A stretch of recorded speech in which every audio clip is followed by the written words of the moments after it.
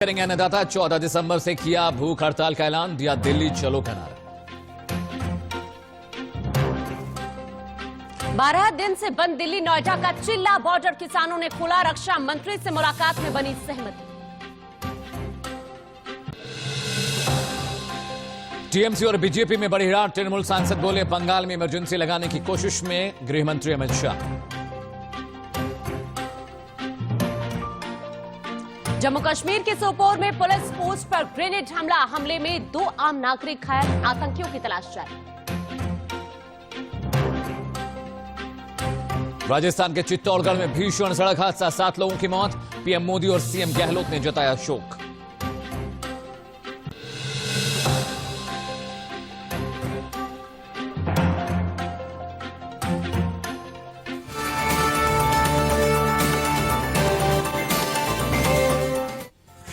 और अब बड़ी खबर आपको बताते हैं, कृषि कानून के विरोध में किसानों के प्रदर्शन के चलते 12 दिन से बंद पड़े दिल्ली नोएडा चिल्ला बॉर्डर को अब खोल दिया गया है, क्योंकि वहां पर लगातार धरने पर बैठे किसानों ने रक्षा मंत्री राजनाथ सिंह और कृषि मंत्री नरेंद्र सिंह तोमर से मुलाकात की थी। इस दौरान दोनों पक्षों में बनी सहमति के बाद बॉर्डर को ट्रैफिक के लिए खोला गया। रक्षा मंत्री के आवास पर किसानों की 5 सदस्यीय टीम ने मुलाकात की थी। इस वक्त की बड़ी खबर आ रही है, बीते 12 दिन से दिल्ली नोएडा चिल्ला बॉर्डर किसानों ने बंद कर रखा था अपनी मांगों के चलते, लेकिन जब कल मुलाकात हुई कृषि मंत्री और राजनाथ सिंह के साथ, जब किसान नेताओं ने बैठक की, उसके बाद रास्ता बीच का निकला। आश्वासन के बाद किसानों ने रास्ता खोल दिया है, जिसकी वजह से ट्रैफिक अब सुचारू रूप से चलने लगा है।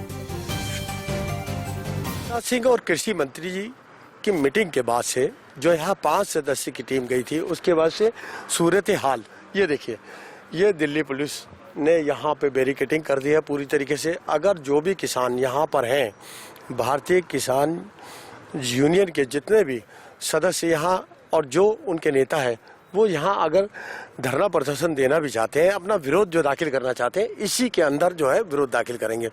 ये रूट आपको फिर दिखाना चाहता हूँ, देखिए ये रूट खोल दिया गया है। नोएडा से दिल्ली जाने वाले लोग जो है वो बाखूबी जा सकते हैं। ये जो रूट है पिछले काफ़ी दिनों से जो है यहाँ पे बंद था, और उसके बाद आज ये रूट खोल दिया गया है। और जो शर्तें हैं उन शर्तों के हिसाब, लेकिन उन शर्तों में भी जो है सरकार ने करीब 15 दिन का एक समय रखा है। बात करते हैं हम यहाँ पे एसीपी रजनीश वर्मा साहब हैं, उनसे बात करते हैं। सर ये बताइए, आज इस रूट को खोल दिया गया है, एक उससे पहले उस रूट को भी खोला गया था जो दिल्ली से आने वाला था, लेकिन आज सबसे बड़ी बात यह है कि नोएडा से दिल्ली जाने वाला रूट भी खोल दिया गया है। आज इनकी वार्ता हुई थी और वार्ता सफल हुई इनकी, तो इन्होंने ये रूट खोला हुआ है और एक साइड का इन्होंने अभी थोड़ा सा ब्लॉक किया हुआ है, बिकॉज यहाँ पे रामायण पाठ हो रहा है, और पाठ ख़त्म होने के बाद इन्होंने प्रॉमिस किया है कि ये रूट भी एक साइड का वो भी खोल देंगे।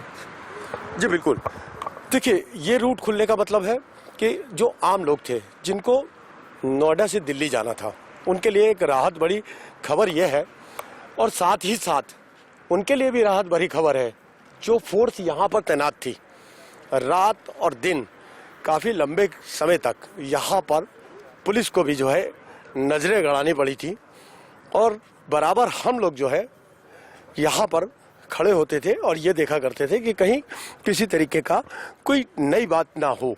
तो आज इस रूट को खोल दिया गया है। कल से और आज रात से ही इस रूट पे गाड़ी जो है नोएडा से भी दिल्ली की ओर जाने के लिए अब तैयार हो जाएंगी।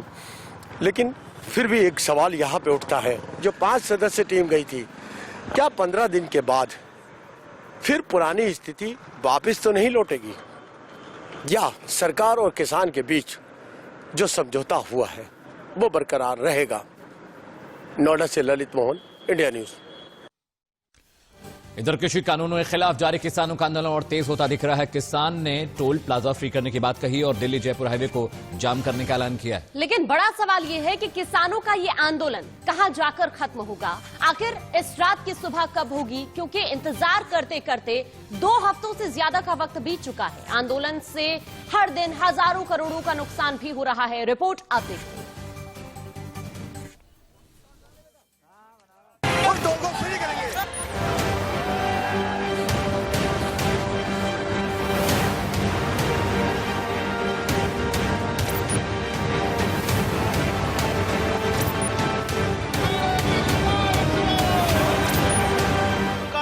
कड़ाके ठंड किसान दिल्ली के बॉर्डर पर डटे हुए हैं।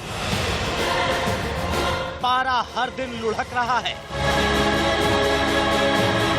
आसमान से मेघ बरस रहे हैं, लेकिन किसानों का हौसला कम नहीं हो रहा है। किसानों ने सरकार के हर प्रस्ताव को ठुकरा दिया है और अब वो आर पार की लड़ाई पर उतर आए हैं,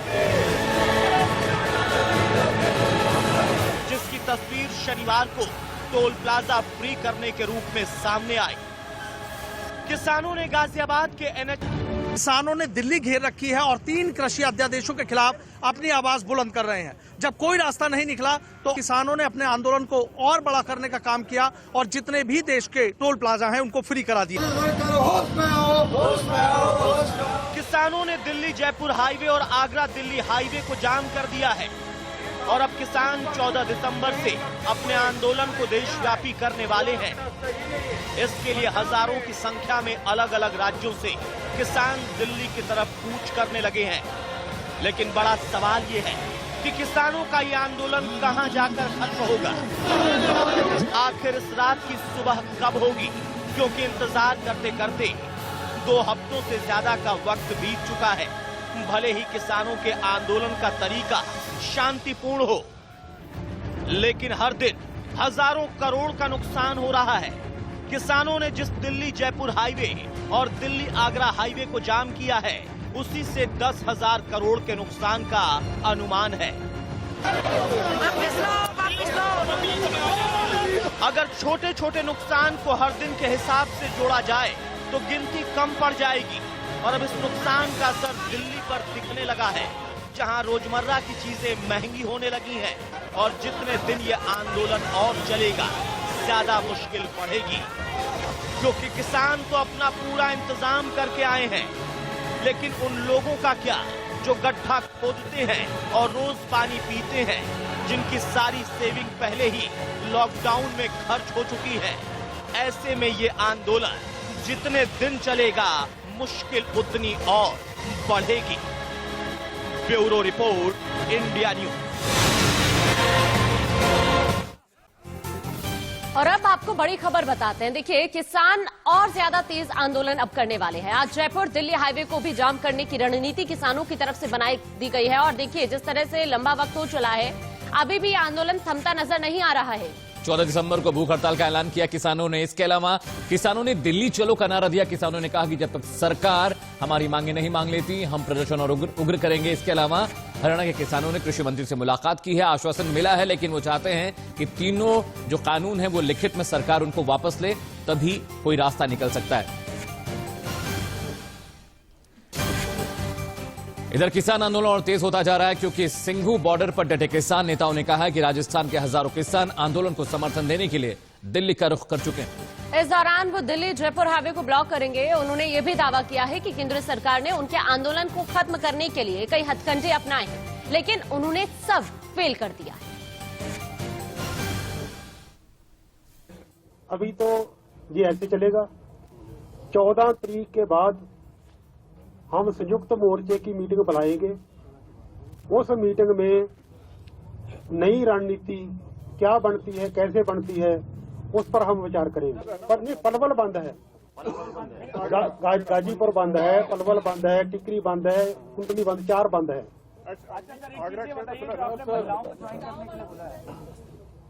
ये जो सर ऑल इंडिया किसान संघर्ष कोऑर्डिनेशन कमेटी के VM सिंह हैं, इन्होंने बोला है कि MSP पर खरीद का आश्वासन और परचेज की गारंटी अगर सरकार दे तो बातचीत का समाधान हो सकता है। फिर आप कह रहे हैं कि बिल वापस। हमारा उसके साथ कोई संबंध नहीं है। इस आंदोलन का उसके साथ कोई संबंध नहीं है।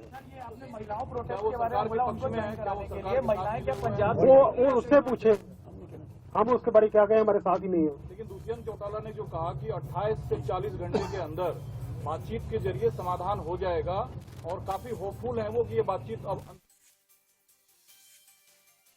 उनके साथ जब भी मीटिंग की, हर क्लॉज पे चर्चा हुई, हर आर्टिकल पे उनको बताया कि ये गलत है। पूरे का पूरा उनको कानून बता दिया, तीनों कृषि कानून बता दिए जो गलत है।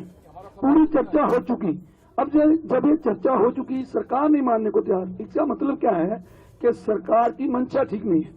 सरकार हमको उलझाना चाहती है। सरकार तो पहले कहती थी कि बिल्कुल ठीक है, किसान के फायदे में है, लेकिन अभी क्या है, अभी क्यों मान रहे हैं कि इसमें शोध कर देते हैं?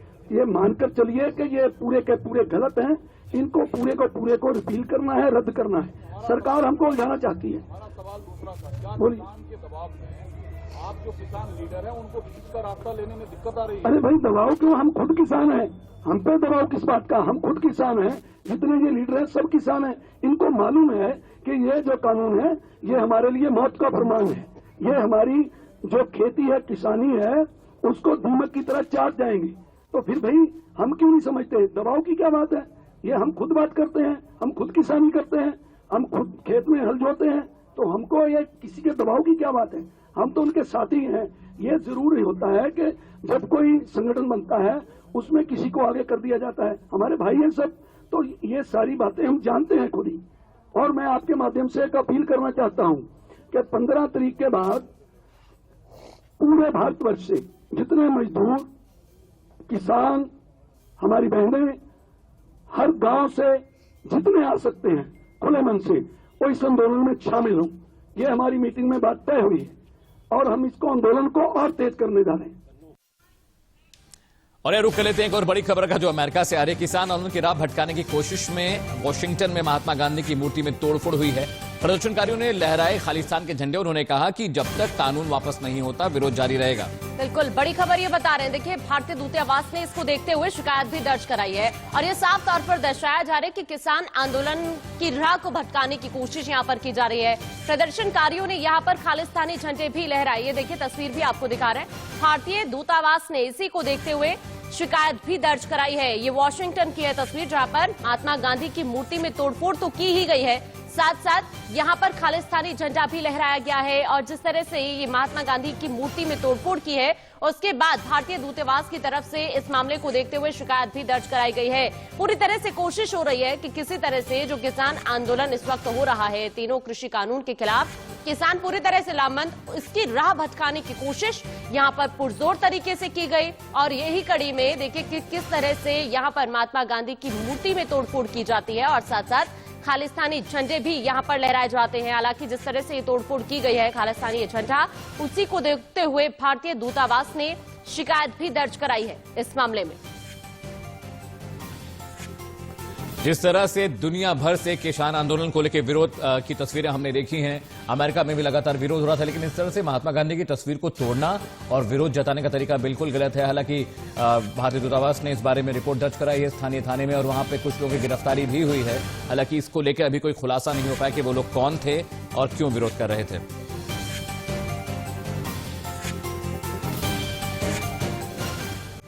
ब्रेक के बाद आपका स्वागत है। रुख करते हैं बड़ी खबर का। बीजेपी सांसद साध्वी प्रज्ञा ठाकुर ने एक बार फिर से विवादित बयान दिया है। उन्होंने कहा कि राष्ट्र हित के लिए क्षत्रिय अधिक बच्चे पैदा करें। ये बड़ी खबर आपको बता रहे हैं। देखिए, प्रज्ञा ठाकुर का बयान सामने आया। उन्होंने कहा बंगाल में अब हिंदू शासन आएगा। किसान आंदोलन को लेकर भी उनकी तरफ से विवादित बयान दिया गया। कहा गया कि देश विरोधी लोग इसमें शामिल है, जेल भेजो। ये कहा है साध्वी प्रज्ञा ने। बड़ी खबर है ये बीजेपी सांसद साध्वी प्रज्ञा का ये विवादित बयान का। देश विरोधी लोग इसमें शामिल है, जेल इन्हें भेजना चाहिए। ये तमाम बातें साध्वी प्रज्ञा की तरफ से कही गई है। ये बड़ा और विवादित बयान बीजेपी सांसद साध्वी प्रज्ञा का।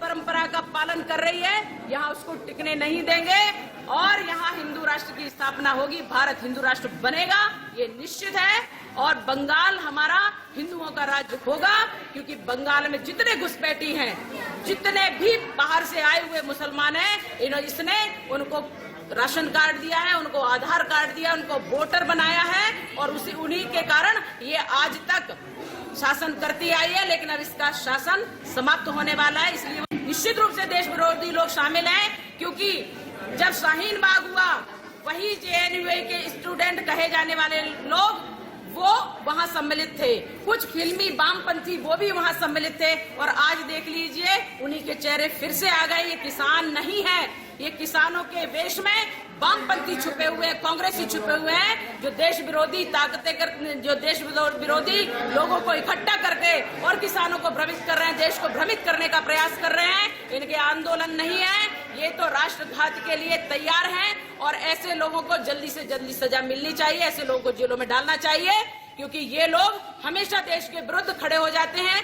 किसानों का भला करने के लिए जहां आज लोगों को एक होकर के एक स्वर देना चाहिए, वो नहीं कर रहे हैं। आप देखिए कि पंजाब में कांग्रेस का शासन है, पंजाब ने ये नियम लागू नहीं किया और पंजाब के किसान आंदोलन कर रहे हैं।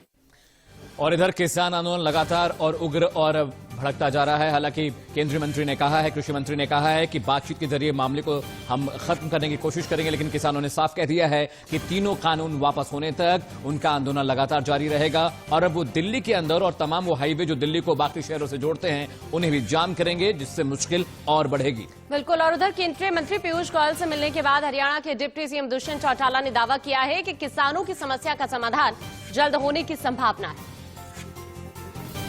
देखो, रास्ते तो बातचीत से निकलते हैं और उम्मीद पे दुनिया कायम है। मैं तो ये मानता हूं कि दोनों पक्षों में 1, 2, 3 नहीं 6 राउंड की बात हुई है और एक से दूसरा राउंड जब ही हुआ जब कुछ प्रोडक्टिव दिखा, और उम्मीद है कि 7वें राउंड की टॉक जल्दी होगी और उसके बाद कुछ पॉजिटिव दोनों पक्षों से सामने। इधर इंडिया न्यूज के कृषि कॉन्क्लेव में केंद्रीय मंत्री नरेंद्र सिंह तोमर ने बातचीत के दौरान आईटीवी के एग्जीक्यूटिव एडिटर मनोज मनु ने किसान नेता शिव कुमार कक्का को फोन लगाकर तोमर से उनकी बात कराई। और बातचीत में किसान नेता ने सरकार और आईटीवी नेटवर्क के प्रयास की सराहना की और दोनों पक्ष इस पर सहमत हुए कि बातचीत के जरिए ही रास्ता निकल पाएगा।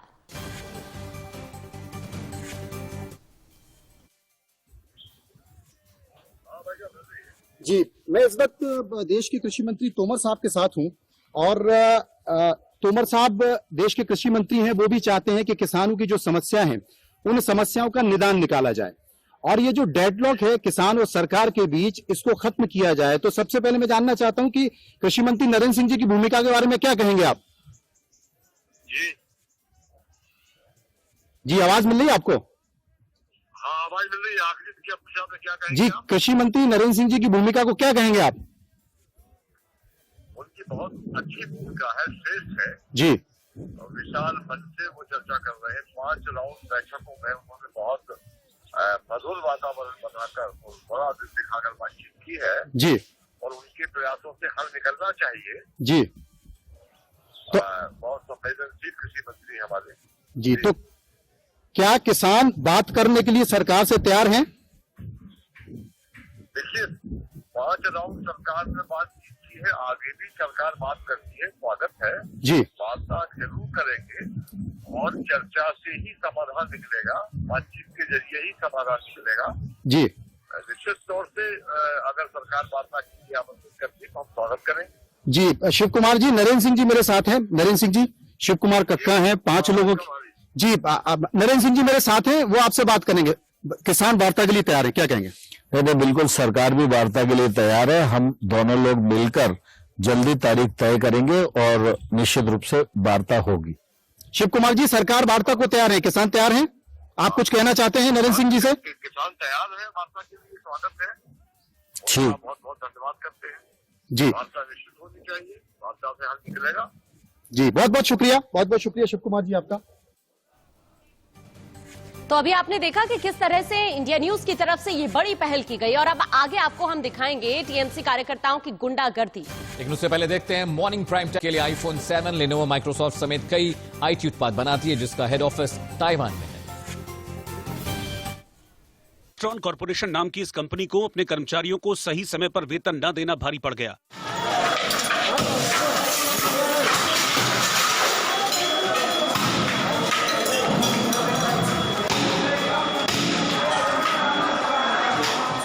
कई महीनों से वेतन नहीं मिलने पर कर्मचारियों के सब्र का बांध कंपनी के दफ्तर पर यूं टूट पड़ा।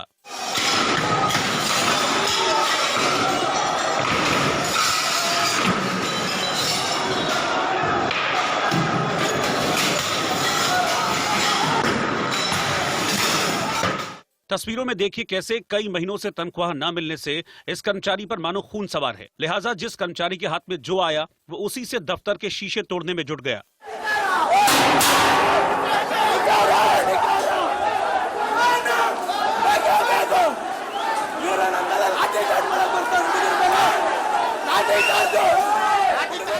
कर्मचारियों का गुस्सा पंचिंग मशीन पर भी उतरा, क्योंकि वो रोजाना टाइम पर पंच कर अटेंडेंस तो लगा रहे थे, लेकिन उनकी सैलरी टाइम पर नहीं मिल रही थी। लिहाजा प्रदर्शनकारियों ने उसे नोचकर फेंक दिया।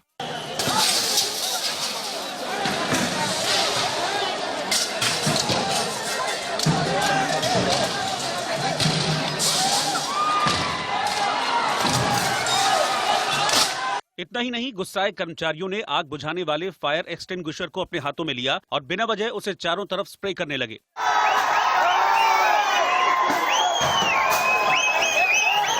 भड़के कर्मचारियों ने कंपनी का फर्नीचर, कंप्यूटर और टेलीविजन सेट सड़क पर पटक कर उन्हें आग के हवाले कर दिया।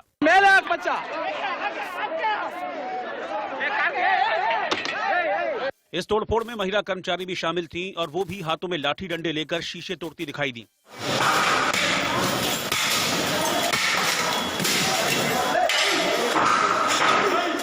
सैलरी को लेकर यह हंगामा घंटों चलता रहा। इस दौरान वहां खड़ी कंपनी की गाड़ियों को पलट दिया गया और उनमें जमकर तोड़फोड़ की गई।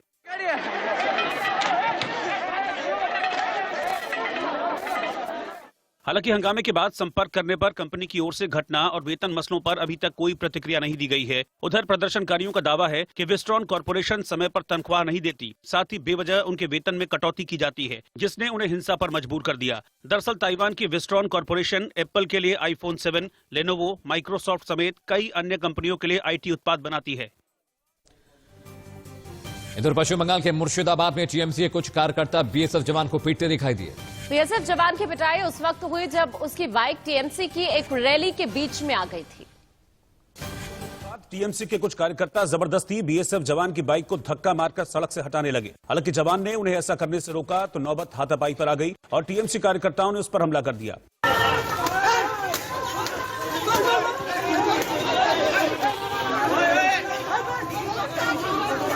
इस मारपीट के दौरान कुछ लोगों ने बीच बचाव करने की कोशिश भी की, लेकिन गुस्साए टीएमसी कार्यकर्ता माने नहीं और देखिए कैसे जवान का हेलमेट उसी के सिर पर दे मारा।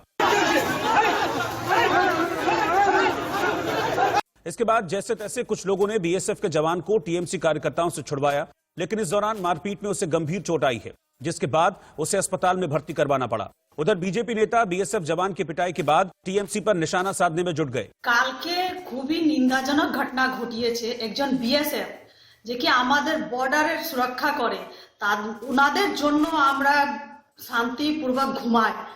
সে এটা 5 জনের মিছিল নাই, সেই মিছিলে উনি বাইক সরাচ্ছিলেন, উনার উপর হামলা হয়েছে, মারধর করেছে। এটা খুবই নিন্দাজনক, खूबी निंदनीय व्यापार। दरअसल बीजेपी को जवान पर हमले से टीएमसी पर निशाना साधने का मौका मिल गया। इससे पहले बीजेपी अध्यक्ष जेपी नड्डा और कैलाश विजयवर्गीय पर हुए हमले से बंगाल में टीएमसी के खिलाफ माहौल बनाने में बीजेपी को खासी मदद मिली, जो निश्चित तौर पर विधानसभा चुनाव में उसे फायदा देगी। लेकिन इस तरह टीएमसी कार्यकर्ताओं का राह चलते किसी पर भी हाथ छोड़ना कानून व्यवस्था पर सवालिया निशान खड़े करता है। और अब बात राजस्थान की, जहां पर कोटा के जेके लोन अस्पताल के बाहर कांग्रेस कार्यकर्ताओं ने बीजेपी नेताओं के आने के खिलाफ जोरदार प्रदर्शन किया।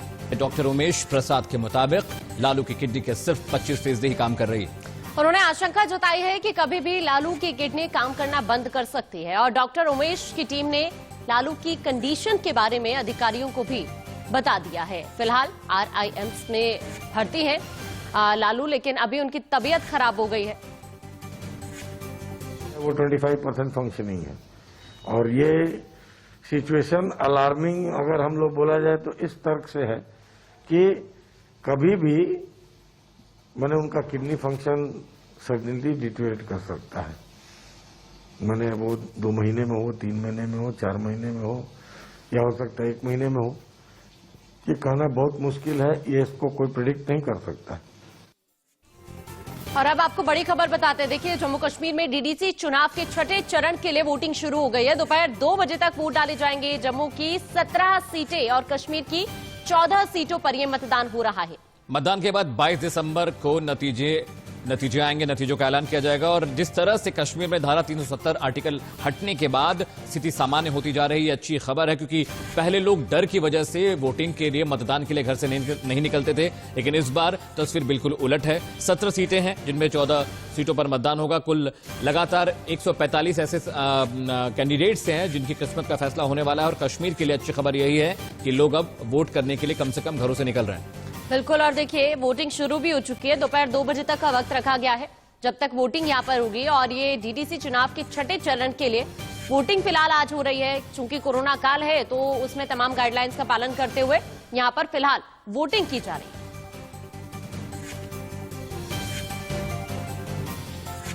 इधर सर्दियों की दस्तक के बाद दिसंबर का महीना पहाड़ों पर बर्फबारी लेकर आया। हिमाचल प्रदेश और कश्मीर भारी बर्फबारी के बाद सफेद चादर में लिपट गए और यही वजह है कि पहाड़ों पर इस सफेद चादर को देखकर सैलानियों के मन झूम उठे हैं। ये कुछ तस्वीरें भी हम आपको दिखा रहे हैं।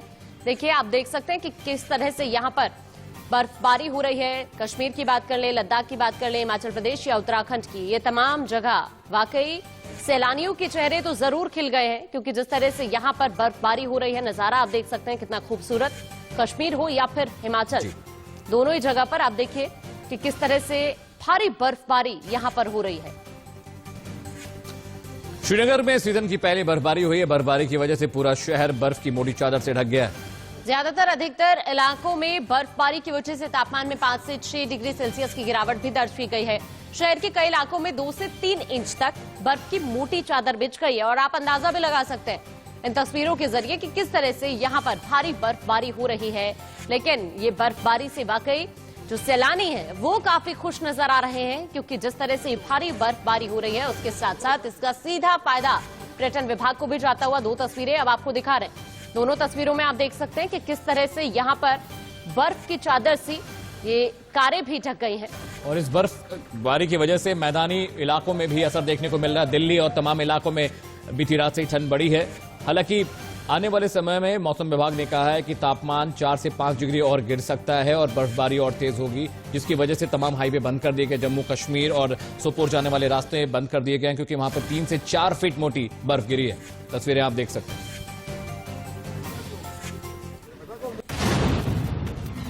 राजस्थान में कोटा के जेके लोन अस्पताल में 9 बच्चों की मौत पर एक जांच टीम बना दी गई है। सरकार ने टीम को 3 दिन में रिपोर्ट सौंपने का निर्देश दिया है।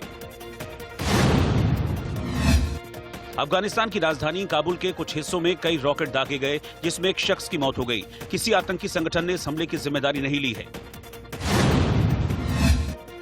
गुजरात के सूरत में कोरोना महामारी के बीच एक शादी हुई, जिसमें सिर्फ घर के लोग ही शामिल हुए। वहीं दूसरे सभी रिश्तेदारों को शामिल करने के लिए यूट्यूब का सहारा लिया गया और उसी पर सारी रस्में दिखाई गई।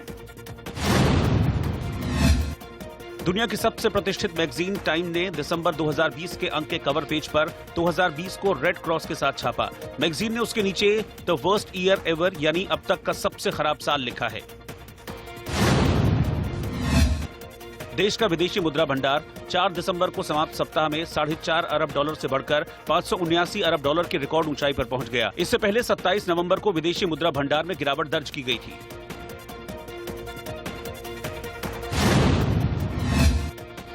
आयकर विभाग ने अगले साल 31 मार्च तक सभी पैन कार्ड को आधार से लिंक कराना अनिवार्य कर दिया है। इस तारीख तक आधार से लिंक नहीं होने पर पैन कार्ड बेकार हो जाएगा। और अब आगे आपको दिखाएंगे स्पोर्ट्स और एंटरटेनमेंट से जुड़ी हुई कुछ बड़ी खबरें। उससे पहले देख लेते हैं इस वक्त की सुर्खियां क्या प्रस्तुत करता है doctor ortho Ayurvedic oil and capsule, जोड़ों के दर्द की बेजोड़ दवा। सह प्रायोजक पेट सफा आयुर्वेदिक चूर्ण, पेट सफा तो हर रोग दफा। आज दिल्ली जयपुर हाईवे बंद करेंगे अन्नदाता। 14 दिसंबर से किया भूख हड़ताल का ऐलान, दिया दिल्ली चलो का नारा। 12 दिन से बंद दिल्ली नोएडा का चिल्ला बॉर्डर किसानों ने खोला। रक्षा मंत्री से मुलाकात के बाद बनी सहमति। टीएमसी और बीजेपी में बढ़ी रार, तृणमूल सांसद बोले बंगाल में इमरजेंसी लगाने की कोशिश में अमित शाह। जम्मू कश्मीर के सोपोर में पुलिस पोस्ट पर ग्रेनेड हमला, हमले में 2 नागरिक घायल, आतंकियों की तलाश जारी। राजस्थान के चित्तौड़गढ़ में भीषण सड़क हादसा, 7 लोगों की मौत। पीएम मोदी और सीएम गहलोत ने जताया शोक।